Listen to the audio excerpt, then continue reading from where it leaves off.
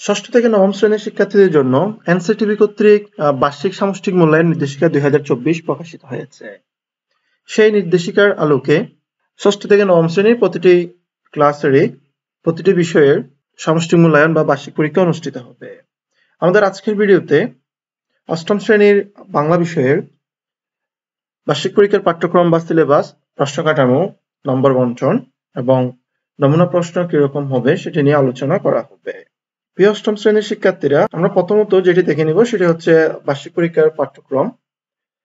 এক্ষেত্রে ক্রমিক নম্বর, অধ্যায়, অভিজ্ঞতার নাম এবং পৃষ্ঠা সংখ্যা স্পষ্টভাবে উল্লেখ রয়েছে।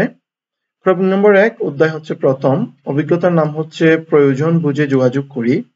এটার জন্য দেখতে হবে হচ্ছে আমাদের বাংলা যে পাঠ্য বইটি আছে সেটির 1 থেকে 16 পৃষ্ঠা। ক্রমিক নম্বর 2, অধ্যায় হচ্ছে দ্বিতীয়, অভিজ্ঞতার নাম হচ্ছে প্রমিত বলি প্রমিত লিখি। এক্ষেত্রে পৃষ্ঠা নম্বর হচ্ছে 17 থেকে 34। এই পৃষ্ঠাগুলো দেখতে হবে পাঠ্য বইয়ের। ক্রমিক নম্বর 3 হচ্ছে অধ্যায় তৃতীয়, অভিজ্ঞতার নাম হচ্ছে লেখা পড়ি লেখা বুঝি।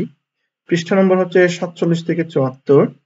এরপরে ক্রমিক নম্বর 4, অধ্যায় চতুর্থ, অভিজ্ঞতার নাম হচ্ছে শব্দ বুঝি বাক্য লিখি। পৃষ্ঠা হচ্ছে 75 থেকে 100। ক্রমিক নম্বর 5, অধ্যায় পঞ্চম, অভিজ্ঞতার নাম হচ্ছে বিবরণ লিখি বিশ্লেষণ করি। পৃষ্ঠা নম্বর 103 থেকে 107 পর্যন্ত। ক্রমিক নম্বর 6, অধ্যায় ষষ্ঠ, সাহিত্য পড়ি সাহিত্য লিখি।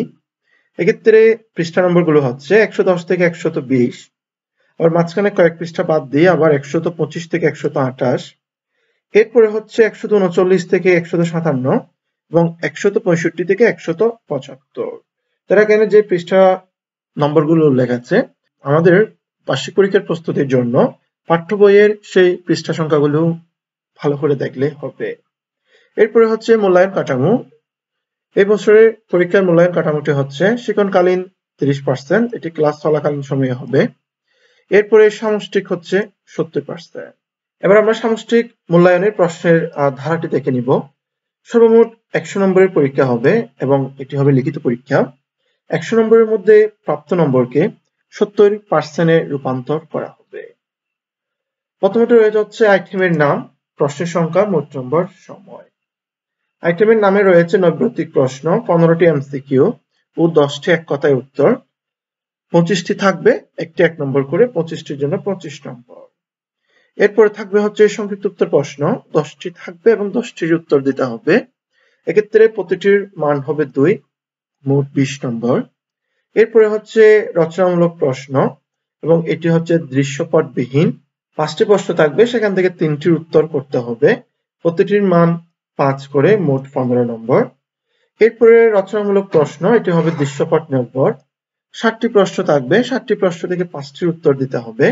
প্রতিটির মান 8 করে, মোট হবে 40 নম্বর। তাহলে ক্ষেত্রে সর্বমোট নম্বর হচ্ছে 100 এবং সময় হচ্ছে 3 ঘন্টা। এবার হচ্ছে শিক্ষণকালীন মূল্যায়ন, সেটি হচ্ছে 30 নম্বরের। এখানে 3 ক্যাটাগরিতে কাজ রয়েছে। প্রথমটি হচ্ছে অ্যাসাইনমেন্ট বা ব্যবহারিক কাজ, সেটির জন্য নির্ধারিত নম্বর হচ্ছে 10। অনুসন্ধানমূলক কাজ, প্রকল্প, প্রতিবেদন উপস্থাপন, সেটির জন্য নির্ধারিত নম্বর হচ্ছে 10। শ্রেণীর কাজ, পাঠ্যপুস্তকে সন্নিবেশিত একক ও দলগত কাজ, চক পূরণ, বক্স পূরণ, ফ্লোচার্ট অঙ্কন এবং এটার জন্য নির্ধারিত নম্বর হচ্ছে 10। সব মিলিয়ে 30 নম্বরের শিক্ষণকালীন মূল্যায়ন হবে ক্লাস চলাকালীন সময়ে। এরপর নিচে আমাদের প্রশ্নটি কিরকম হবে, অর্থাৎ বার্ষিক পরীক্ষার প্রশ্নটি কিরকম হবে তার একটি নমুনা প্রশ্ন রয়েছে। সেই প্রশ্নের আলোকে আরেকটি প্রশ্ন তৈরি করে স্কুল কর্তৃপক্ষ বার্ষিক পরীক্ষাটি সম্পন্ন করবে। এক্ষেত্রে 1 থেকে 15 পর্যন্ত 15টি বহু নির্বাচনী প্রশ্ন থাকবে এবং 16 থেকে 25 নম্বর পর্যন্ত 10টি অল্প কথায় উত্তর বা এক কথায় উত্তর টাইপের প্রশ্ন থাকবে, মোট 25টি। 25টির জন্য 25 নম্বর। এরপরে রচনামূলক অংশের জন্য 75 নম্বর। সেক্ষেত্রে সংক্ষিপ্ত উত্তর প্রশ্ন থাকবে হচ্ছে 10টি, প্রতিটির জন্য 2 নম্বর করে, মোট 20 নম্বর। এবং রচনামূলক প্রশ্ন দৃশ্যপটবিহীন, এখানে 3টির উত্তর দিতে হবে, প্রতিটির জন্য 5 নম্বর করে, 15 নম্বর। এরপরে রচনামূলক প্রশ্ন যেটি দৃশ্যপট নির্ভর রয়েছে, সেখানে 5টির উত্তর দিতে হবে এবং প্রতিটির জন্য 8 নম্বর করে, মোট 40 নম্বর।